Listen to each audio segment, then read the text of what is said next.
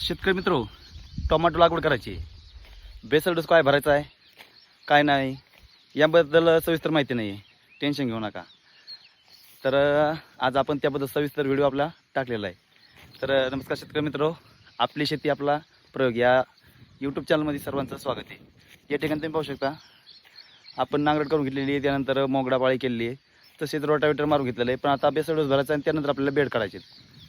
त्यामध्ये आपण महत्त्वाची काही बेसल डोसमध्ये आपण खतं घेतलेली आहेत, तर ती कोणती कोणती घ्यावे तर याबद्दल आजचा हा सविस्तर व्हिडिओ तर नक्की पहा. तर शेतकरी मित्रो, या ठिकाणी तुम्ही पाहू शकता पहिले ज्या तुम्हाला 2 बॅग दिसत आहेत तर ह्या 2 बॅग आहेत आपल्या 10, 26, 26च्या. ह्या एकरीचा डोस आहे. तर 10, 26, 26 ह्या आपण 2 बॅग घेतलेल्या आहेत. त्यासोबत तुम्ही इथं बाजूला पाहू शकता मॅग्नेशियम सल्फेट. तर मॅग्नेशियम सल्फेट हे आपण प्रति एकरसाठी 25 किलो घेतलेलं आहे. त्यानंतर तुम्ही इथं बाजूला पाहू शकता ज्या 2 बॅग दिसत आहेत तर ह्या 9, 24, 24 ही 40 किलोची बॅग असते. तर ह्या 2 बॅग आपण वापरलेल्या आहेत, 9, 24, 24. त्यानंतर इथे 2 बाजूला बॅग पाहू शकता तुम्ही.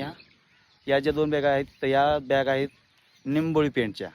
तर या 2 निंबोळी पेंटच्या आपण हे 100 किलो घेतलेलं आहे. त्यानंतर इकडे तुम्ही पाहू शकता बाजूला हे यारा कॉम्प्लेक्स आहे. त्यानंतर आपण इथं कॅल्शियम नायट्रेट आहे, ही 25 किलोची. तर कॅल्शियम नायट्रेट आपल्याला पूर्ण नाही वापरायची, तर ही आपल्याला 12 किलोच वापरायची. बाकीचं आपल्याला नंतर लिक्विडमधून देण्यासाठी ठेवायचं आहे.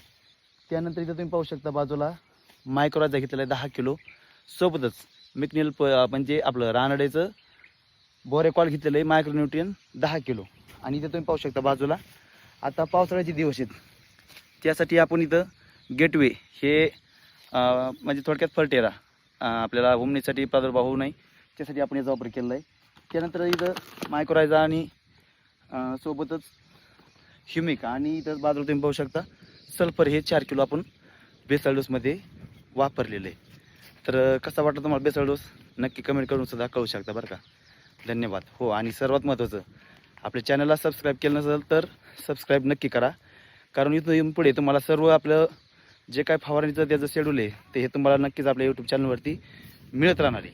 आणि सर्वात महत्त्वाचं म्हणजे आपण काय कुठं बनवत नाही, काही नाही, आपण जे आपलं शेतामध्ये प्रत्यक्षित करतो, जे आपला लाईव्ह डेमो आहे तोच आपल्या यूट्यूब चॅनलवरती सुद्धा आपल्याला मिळणार आहे. तर धन्यवाद.